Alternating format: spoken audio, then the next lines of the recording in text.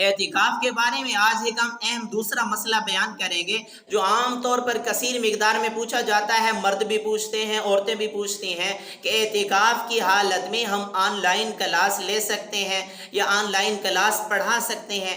बहुत सारी बच्चियां तालिबात इस तरह की होती हैं, बहुत सारे बच्चे इस तरह होते हैं जो रमज़ान के अंदर क्लासें ले रहे होते हैं, लेकिन एतिकाफ की वजह से वो परेशान होते हैं। क्या हम एतिकाफ की हालत में मोबाइल पर, टच मोबाइल पर ऑनलाइन क्लास ले सकते हैं या नहीं ले सकते? इसी तरह ऑनलाइन औरतें पढ़ा रही होती हैं या मर्द पढ़ा रहे होते हैं बच्चियों को या बच्चों को, तो इस सूरत के अंदर भी वो पूछते हैं कसीर मिकदार में कि हम ऑनलाइन क्लास ले सकते हैं या नहीं ले सकते।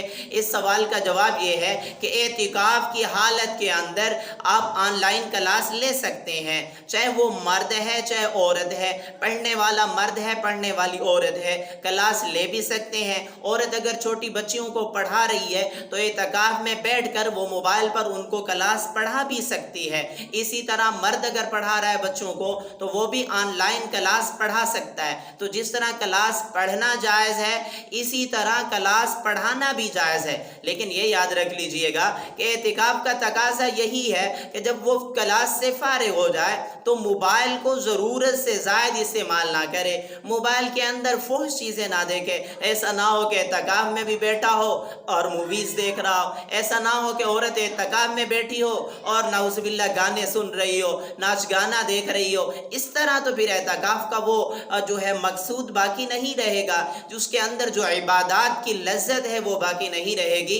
लिहाजा उसको दीनी इस्तेमाल के लिए तो इस्तेमाल कर सकती है, क्लास भी ले सकती है, क्लास पढ़ा भी सकती है। इसी तरह मर्द भी क्लास ले सकता है, क्लास पढ़ा भी सकता है। इसी तरह ज़रूरत के तहत अगर रिश्तेदारों की कॉल आ जाए उस कॉल को भी सुना जा सकता है। ज़रूरत के तहत किसी को कॉल की भी जा सकती है तो ज़रूरत के तहत मोबाइल इस्तेमाल कर सकते हैं। ज़रूरत से ज़ायद एतिकाफ के दौरान मोबाइल इस्तेमाल नहीं करना चाहिए, वरना एतिकाफ के वो मुनाफ़े वो फ़वाइद हासिल नहीं होंगे। अगर आपने अभी तक हमारे चैनल को सब्सक्राइब नहीं किया तो कर लीजिएगा, और आप भी अगर अपने मसाइल पूछना चाहते हैं तो कमेंट्स के अंदर अपना मसला लिखिएगा, आपके सवाल का भी जवाब दिया जाएगा इंशाअल्लाह ताला।